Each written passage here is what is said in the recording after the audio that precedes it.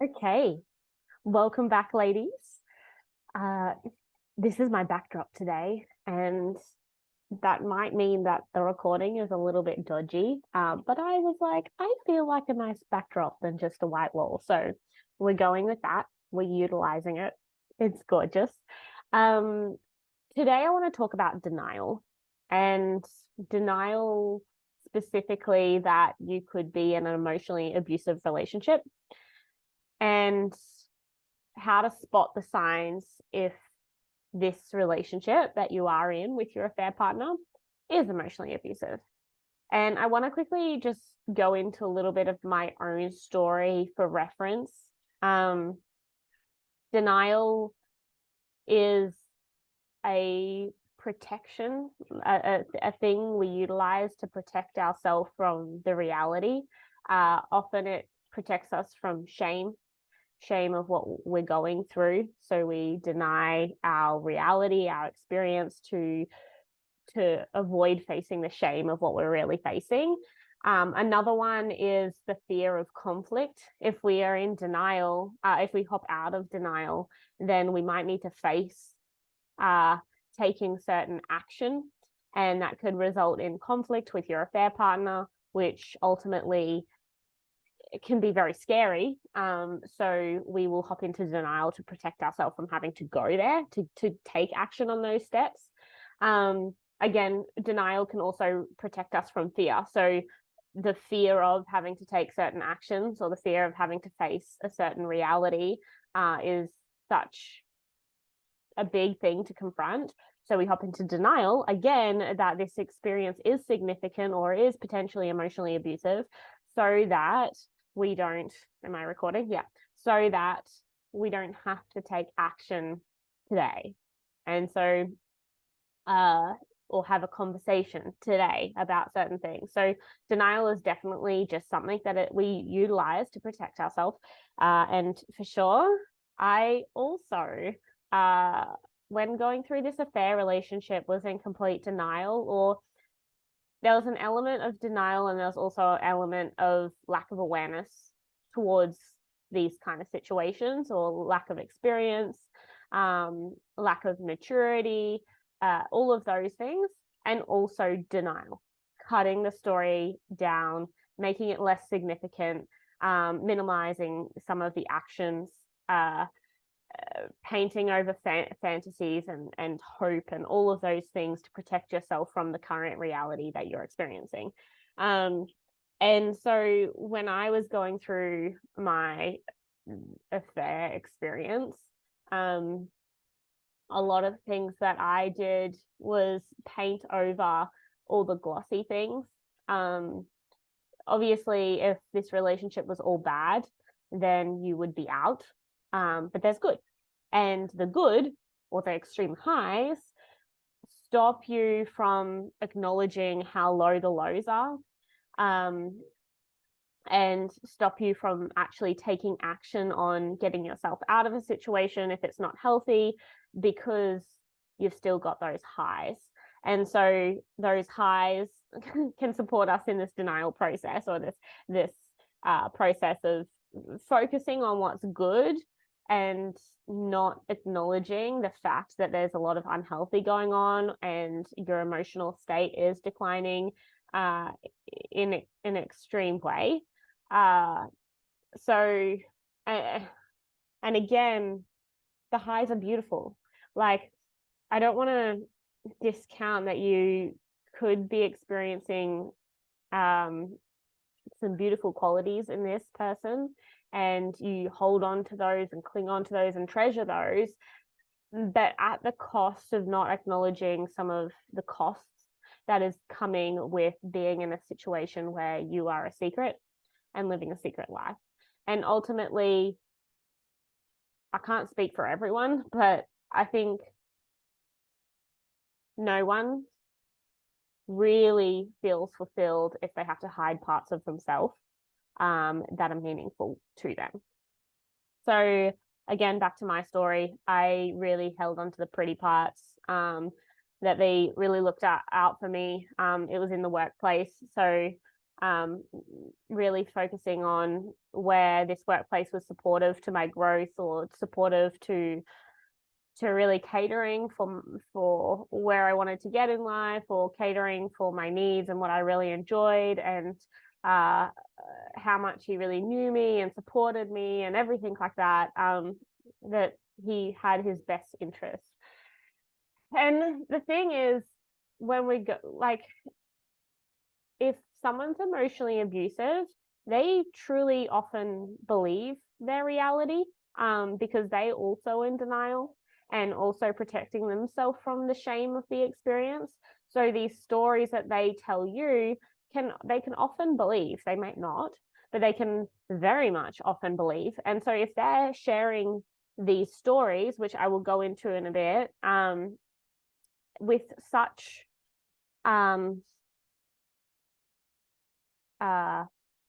what's the word I'm looking for? Like, when they truly believe their story and they're sharing that with you, then you ultimately believe them too, because you can feel that trust in their own word. So you take on that trust. And we have to have a little bit of discernment and understand that their story might not necessarily be our story. And often we think that because they have their best intentions or interests at heart, that we trust that. But often, if that's the case and we're trusting their experience and violating our own experience, then we lose parts of ourselves in this relationship because we're living through their story as opposed to living through our experience. And I've got some, let me just pull up. I'm on one screen and I'm not used to that because I usually write notes. How do I do this? Hold on a second. Okay, so firstly, I want to quickly cover that one of the things you can spot if you are in denial is denying that the problem exists. Denial is a protection. I want to quickly go over that. It's protecting you in a way, and to take away this protection is essentially exposing ourselves to our fears, and that's scary. So I just want to have a little bit of self-compassion while we're going through some of these points, because it's a lot to digest, and a lot to take in. So give yourself a lot of time to be able to process all that is said in this video. Okay, so yeah, so denying the problem exists. So you could be denying that he's just not getting anything at home, like all these stories that it's like, the affair is the affair because of another situation. So he's not getting anything at home. He's really stressed at the moment, and that's why he's acting in a bad way. He might be having a lot on his plate with work, and that's why he can't offer you all his time. He might be waiting to the kids are 18, so that's why ultimately he is staying in the relationship.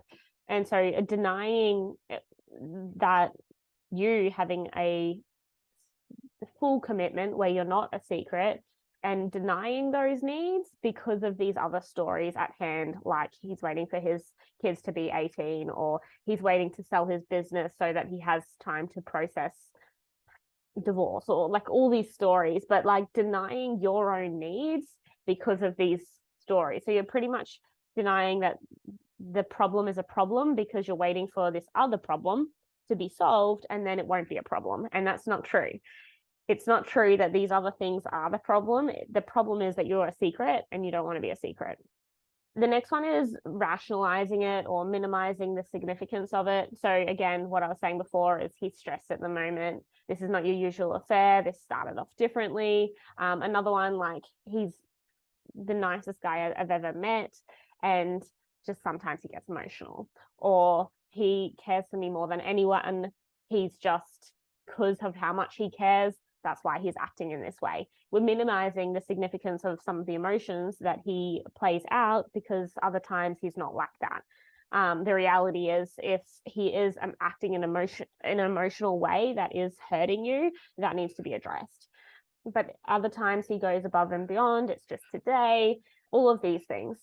And then the other one is justifying why you are okay in this situation, or why you don't need help right now. And that again is waiting on his promises that he is making, and just being like, okay, well, I just have to wait where I am today, because good things are coming.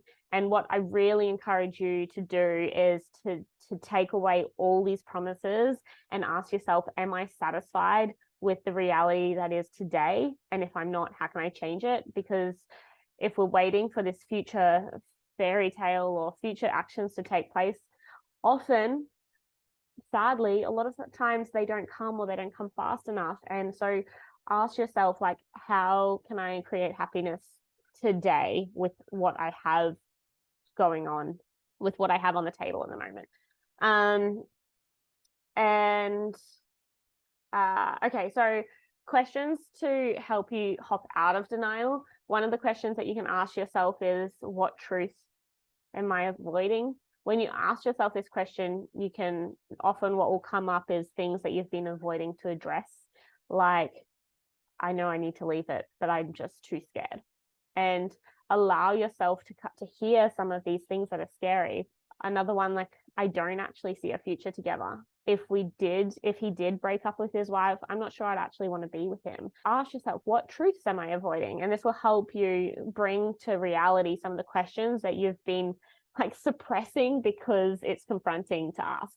And then the other one is, what am I ashamed to admit? This is a great question, because shame, we will block our reality in order to not face shame. And shame is a very significant emotion, and there can be a lot of shame tied up in this affair experience, because, gosh, infidelity has so much shame wrapped around it, and so many opinions and things out there from society. And so there's a lot of shame wrapped up in it. So if you ask yourself, what am I ashamed to admit? It might bring up some of the shame that you've been feeling, that you have been hiding and stopping yourself from really feeling yourself. Okay, and then the next things I want to support you with today is some questions to ask yourself to help you see if you are in an emotionally abusive relationship. You might be thinking, okay, no, like, this is totally not him. My experience is different. We are amazing together. We're just not amazing because of the secrecy that's going on. But generally, we, like, as in, I'm not amazing. Like, you don't feel amazing when the secrecy is going on, but together you feel amazing. And so you might feel like this isn't an emotionally abusive relationship. But one of the things that is a lot to take in, but just a very simple perspective, is infidelity is deceptive.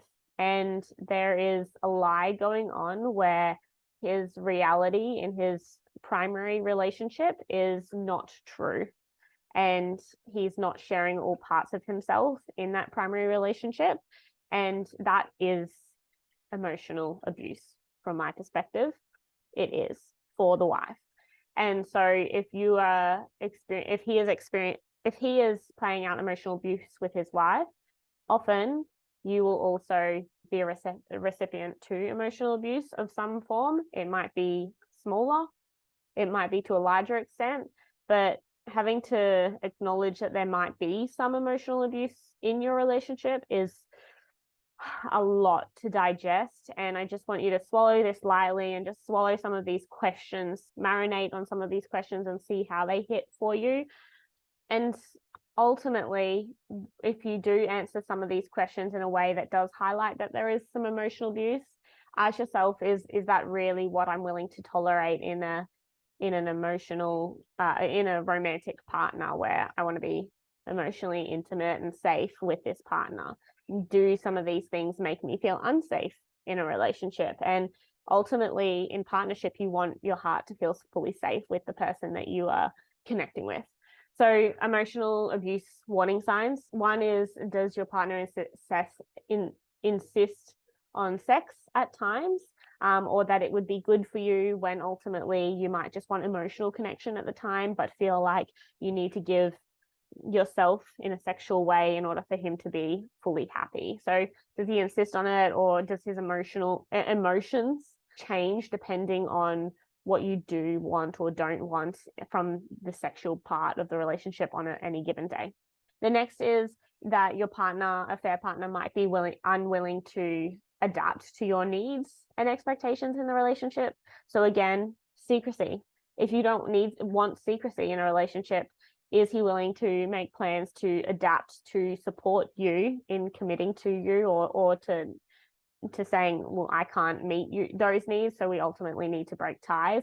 How is he willing to adapt to your needs and expectations? And do you find that ultimately you find yourself often adapting to what his needs are, but it's not reciprocated in the same way to your needs? And you might find that he is choosing to support what he thinks your needs are, but they're not really your needs. And this is where we can lose ourselves again, because we are living through his experience, not through our own, which creates enmeshment.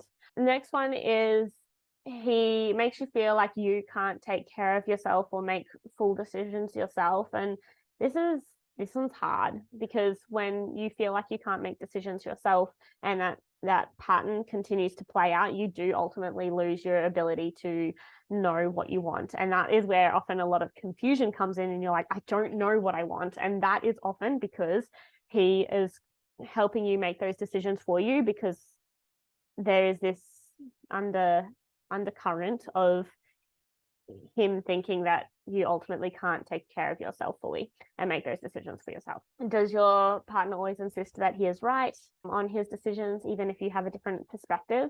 The next one is, does he ever try to change you, change what you wear, change who you are, change what you like in sex, change all different parts of yourself, thinking that he ultimately knows what is best for you? And that's hard. Again, losing yourself in the experience. The next one is, does he keep you separated from your friends and family? And you might not fully notice that this is happening, but see if he may talk down about your friends or your family to certain degrees, and wants to protect you from some of these bad qualities or negative habits in your friends. And he ultimately wants to support you in being the best version of you, protecting you from spending time with certain people. Ultimately, that's your decision. And if you notice him talk down any way, that can be distancing yourself from these connections and creating isolation in the relationship. And isolation is a tactic of emotional abuse. Next one is, do you often feel misunderstood?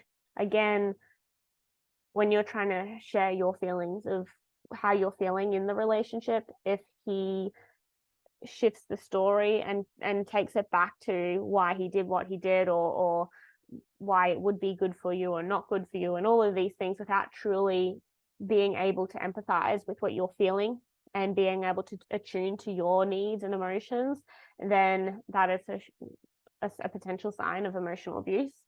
This is a significant one, and one that still needs to be addressed. But does your partner threaten to commit suicide if you leave him?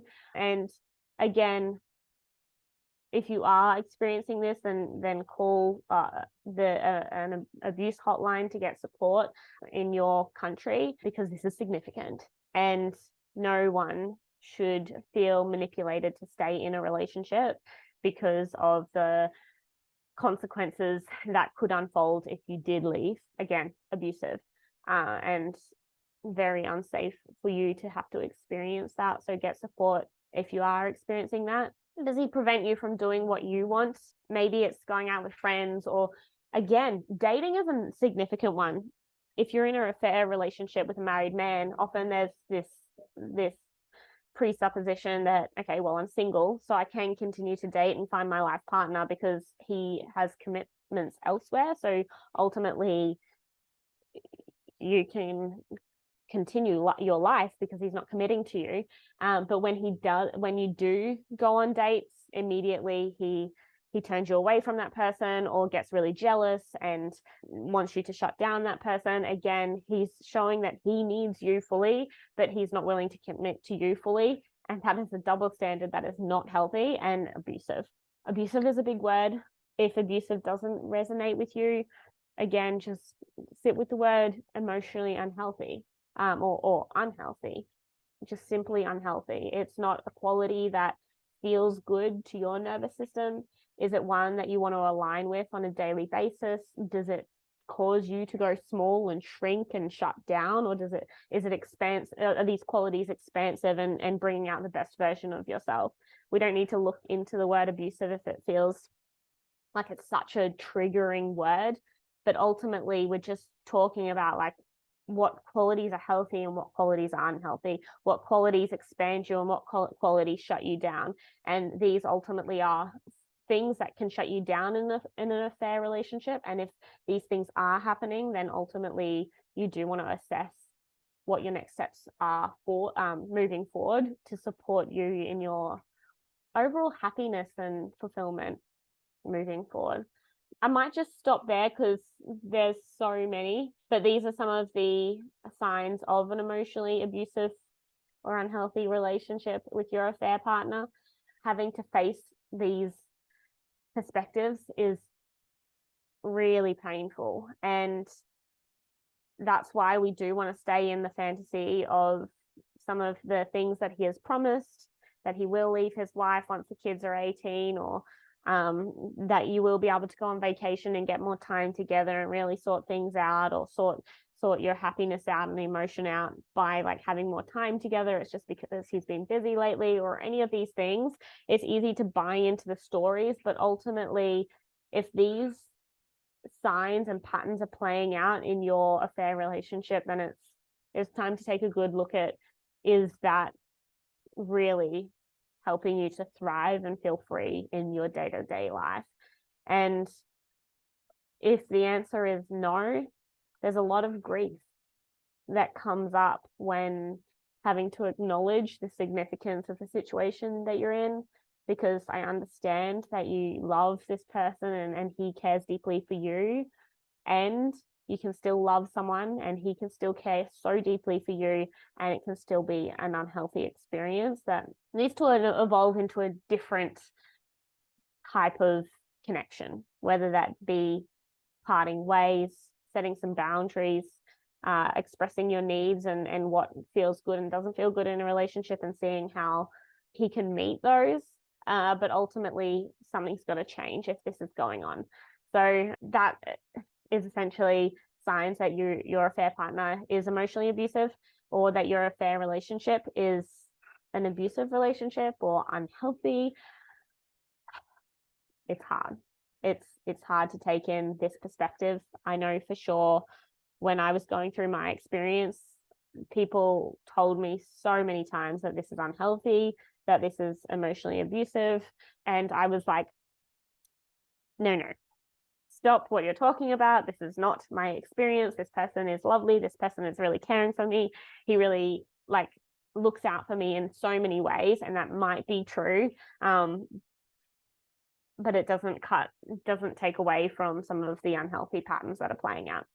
So if you're resonating with that and that's hitting hard, you can absolutely join our membership community, where you can talk with other women who are going through this experience and really digest a lot of what patterns are going in your affair relationship. Often when you hear other people's stories of their affair, it helps us to see our experience more clearly so that we can take action to support our growth moving forward. And then you've also got one-to-one coaching. If you do want that extra support with me, then by all means, come on board. I would love to support you on your journey of healing. I have been there. I was in an affair for 7 years. I have been where you're at, and I can help you get through the pain when the tunnel just feels too dark to get through. So I hope that helps. Take care. Sending you my love.